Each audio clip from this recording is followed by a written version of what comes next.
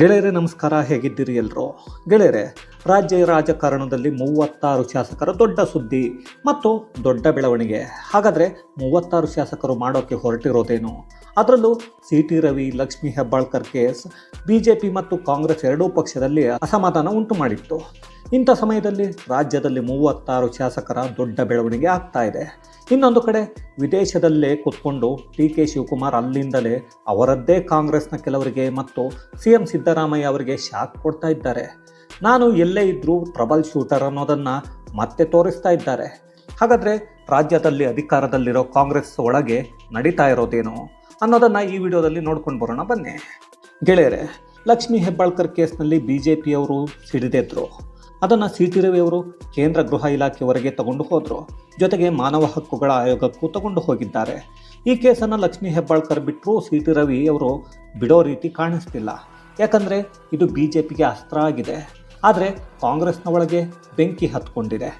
ನಾವೆಲ್ಲ ನೆನಪು ಮಾಡಿಕೊಂಡ್ರೆ 2018ರಲ್ಲಿ ಲಕ್ಷ್ಮೀ ಹೆಬ್ಬಾಳ್ಕರ್ ಮತ್ತು ಸತೀಶ್ ಜಾರಕಿಹೊಳಿ ಒಳ ಜಗಳ ಬೀದಿಗೆ ಬಂದು ಸರ್ಕಾರವೇ ಬಿದ್ದು ಹೋಗಿತ್ತು.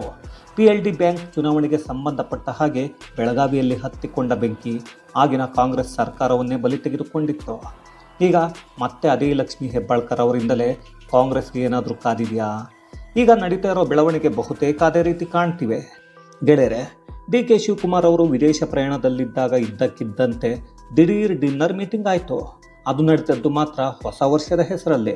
ಹೊಸ ವರ್ಷಕ್ಕೆ ಊಟ ಮಾಡೋ ನೆಪದಲ್ಲಿ ಆಟ ಆಡೋಕ್ಕೆ ಹೊರಟಿದ್ದಾರೆ 36 ಶಾಸಕರು. ಅದು ಕೂಡ ಸಿದ್ದರಾಮಯ್ಯ ಬಣದ 5ರಿಂದ 6 ಮಂತ್ರಿಗಳು, 35 ಜನ ಶಾಸಕರು ಸತೀಶ್ ಜಾರಕಿಹೊಳಿ ಮನೆಯಲ್ಲಿ ಸೇರಿದ್ರು. ಈಗಾಗಲೇ ಸತೀಶ್ ಜಾರಕಿಹೊಳಿ KPCC ಅಧ್ಯಕ್ಷರಾಗೋಕ್ಕೆ ತುದಿಗಾಲಲ್ಲಿ ನಿಂತಿದ್ದಾರೆ.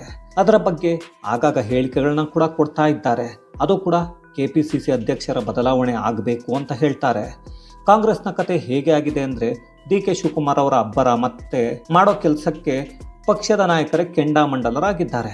ಅದರಲ್ಲೂ ಬೆಳಗಾವಿಯಲ್ಲಿ ನಡೆದ ಗಾಂಧಿ ಭಾರತ ಹೆಸರಿನ ಸಮಾವೇಶದಲ್ಲಿ ಬೆಳಗಾವಿಯ ನಾಯಕರನ್ನೇ ಕಡೆಗಣಿಸಿದ್ರು. ಎಲ್ಲಿಯೂ ಸರಿಯಾದ ರೀತಿ ಬಳಸಿಕೊಂಡಿಲ್ಲ. ಬೇಕು ಅಂತ ಬ್ಯಾನರ್ಗಳಲ್ಲಿ ಹೆಸರುಗಳನ್ನು ಕೂಡ ಹಾಕಿಲ್ಲ.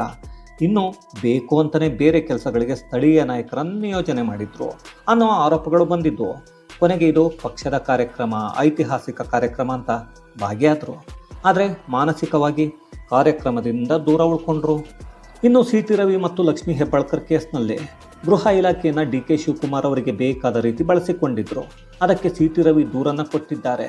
ಯಾರು ಪೊಲೀಸರಿಗೆ ಕಾಲ್ ಮಾಡಿದ್ರು ಅದಕ್ಕೆ ದಾಖಲೆ ಇದೆ ಅಂತಿದ್ದಾರೆ. ಈ ವಿಚಾರ ಗೃಹ ಸಚಿವ